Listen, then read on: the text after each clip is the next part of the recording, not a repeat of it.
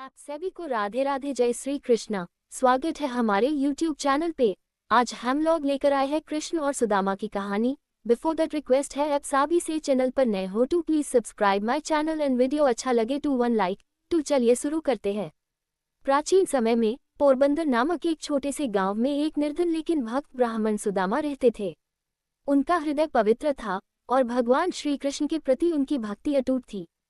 सुदामा और श्री कृष्ण बचपन के मित्र थे। दोनों ने एक ही गुरुकुल में शिक्षा प्राप्त की थी, लेकिन समय ने उन्हें अलग अलग रास्तों पर भेज दिया। श्री कृष्ण द्वारका के राजा बन गए, जबकि सुदामा गरीबी में जीवन व्यतीत करने लगे।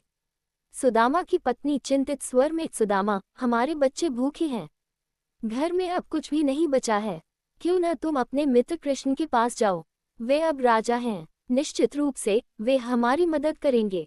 सुदामा मुस्कुराते हुए, मैं कृष्ण से कैसे कुछ मांग सकता हूँ, हमारी मित्रता कभी भी धन दौलत पर आधारित नहीं रही। सुदामा की पत्नी के आग्रह पर वे अंततः श्री कृष्ण से मिलने का निश्चय करते हैं, लेकिन सुदामा बिना किसी भेंट के जाना नहीं चाहते थे।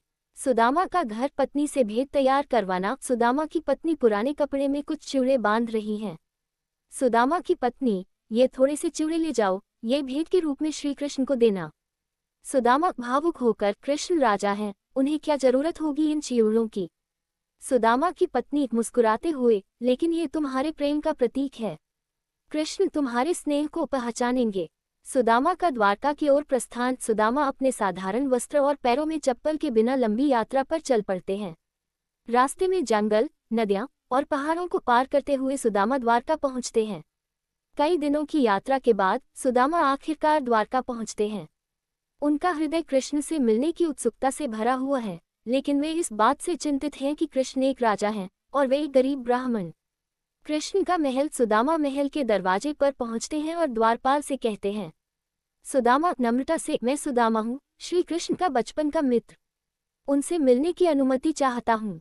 द्वारपाल कृष्ण को सुदामा के आगमन की सूचना देने जाता है। कृष्ण जैसे ही सुनते हैं कि सुदामा आए हैं, तुरंत दौड़ते हुए महल के बाहर आते हैं।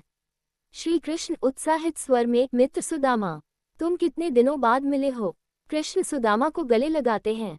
श्री कृष्ण अपने बचपन के मित्र सुदामा को गले लगाकर महल के अंदर ले गए।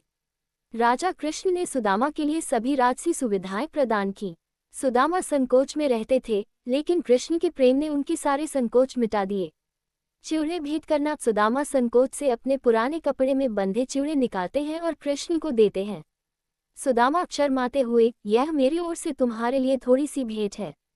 श्री कृष्ण मुस्कुराते हुए चिवड़े को बड़े प्रेम से खाते हैं। मित्र, तुम्हारी यह भेंट मेरे लिए अमृत के समान है।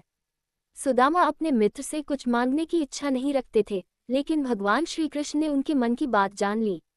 सुदामा का वापस लौटना। सुदामा बिना कुछ मांगे उसी साधारण वस्त्र में अपने गांव लौटते हैं, लेकिन जैसे ही वे अपने गांव पहुंचते हैं, वे देखते हैं कि उनका पुराना घर एक सुंदर महल में बदल गया है। उनकी पत्नी और बच्चे समृद्धि से घिरे हैं। सुदामा आश्चर्य और भावुक होकर, ये सब मेरे मित्र कृष्ण की कृपा है, उन्होंने बिना कहे ही मेरी सारी कठिनाइयां दूर कर दी। सच्ची मित्रता धन या दौलत पर आधारित नहीं होती, ये तो प्रेम और समर्पण का बंधन होता है। सुदामा और कृष्ण की यह मित्रता युगों तक मिसाल बनी रहेगी।